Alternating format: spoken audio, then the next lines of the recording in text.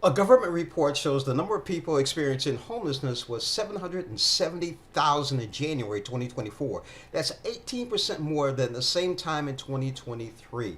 Now, despite the discouraging overall numbers, there are some encouraging storylines. Homelessness among veterans decreased by 8% due to several coordinated efforts.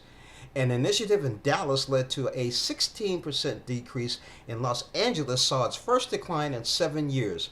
How? Anna Oliva, CEO of the National Alliance to End Homelessness, and Catherine Monet, Chief Executive Officer for the National Coalition for Homeless Veterans, joins us with details. I'm Ann Oliva, CEO of the National Alliance to End Homelessness. And I'm Catherine Monet, CEO of the National Coalition for Homeless Veterans, and we're here today to talk about homelessness in Indiana. The 18% increase that we saw on homelessness between 2023 and 2024 nationwide is something that just should not happen in this country. These increases are largely driven by the fact that people can't afford the rent anymore. Rents have been skyrocketing, and people who can't afford to pay the rent are becoming homeless for the first time in large numbers. In Indiana, we know that between 2023 and 2024, there was an increase across the state of about 4.5%. That is largely driven by the fact that Indiana does not have enough affordable housing units for people with the lowest incomes. And in fact, there's a gap of about 140,000 units for people to rent who are at the lowest incomes in your state.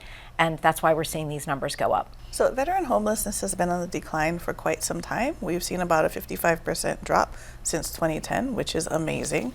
A lot of the work that has gone into ending veteran homelessness has been funded by the federal government. We're seeing an entire system level orientation towards housing and also the supports and services that people need to thrive in a housing placement.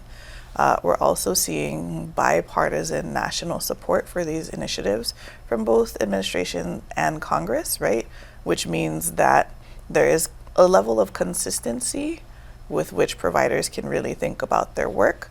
But it also means that in communities across the country, they're able to really implement these initiatives. They're able to innovate. They're able to partner in new and creative ways that work for the community, right?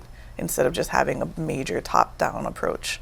And I think the last thing is really resourcing these initiatives. And I think you see that in some of the really strong providers that you have out in Indianapolis today, right? A lot of them rely heavily on federal funding to do what they do for the veterans in your community. And it's just important that we maintain some of that and also bring that over to what we're doing for civilians as well. You can go to endhomelessness.org if you'd like to learn more about the Alliance and their great work, or you can go to nchv.org if you'd like to learn more about NCHV and the work we do.